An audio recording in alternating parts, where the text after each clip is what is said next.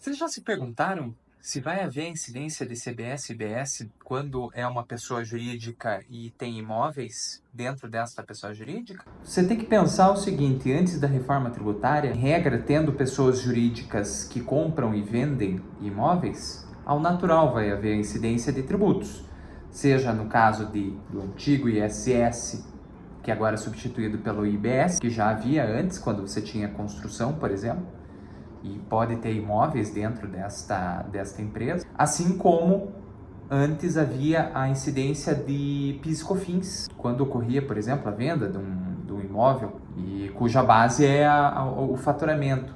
E daí nós poderíamos retirar as despesas, e aí nós teríamos creditamento de PIS e COFINS, e aí você abate, né, pelo sistema de não cumulatividade. Antes você tinha a incidência desses tributos em determinadas circunstâncias, e não havia incidência desses tributos em outras, como por exemplo, quando a atividade fim da empresa não é compra e venda, não é alocação, é o caso de uma holding familiar que tem lá 5, 6 imóveis, ou 2 alugados e o resto parado, utilizado para a família, por exemplo. Muda a tributação sobre esta operação, pelo menos em relação a ISS, ICMS, PIS e COFINS, muda. Claro que vai haver incidência sobre o lucro das operações de IRPJ, do Imposto de Renda da Pessoa Jurídica, também no caso de lucro real também, de contribuição social sobre o lucro líquido, que é a CSLL. Então já existe aqui. Se você vai, por exemplo, transferir em determinadas circunstâncias, vai transferir o imóvel da holding para uma outra empresa ou pessoa, pode haver incidência, por exemplo, de TBI, salvo imunidades e isenções existentes. Então, já existia tributação sobre esse tipo de empresa. Com a reforma tributária, a existência da tributação vai continuar ocorrendo, principalmente com as empresas que têm como atividade fim a construção, a incorporação, a venda de imóveis, a locação de imóveis, operações comerciais com imóveis. Aí sim vai haver incidência tanto do IBS, que substituiu o ISS e o ICMS, quanto a CBS, que substituiu o PIS e COFINS.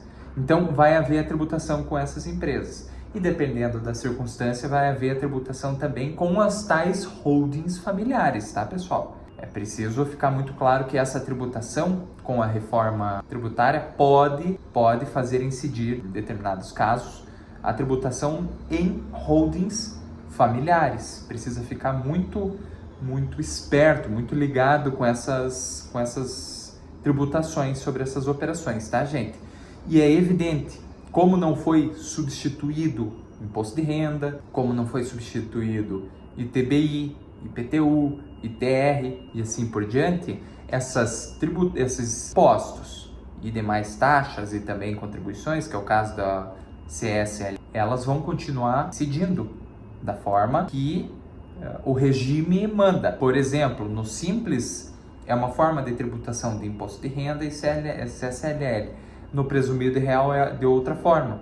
Então, eles vão continuar incidindo. Mas como o foco da reforma tributária é a parte de comercialização de produtos e serviços, os tributos que antes incidiam, que eram ISS, ICMS, PIS, COFINS, em regra, foram substituídos pelo IBS e CBS e, a depender das circunstâncias, esses dois novas tributações vão incidir também nessas operações com pessoas jurídicas, tá bom, pessoal? Uma dica que é importante, muito importante nessa transição da reforma tributária e depois com a reforma tributária efetiva é segregar as atividades de forma muito clara, separar essas atividades de forma muito clara, porque muitas atividades vão ter a alíquota reduzida.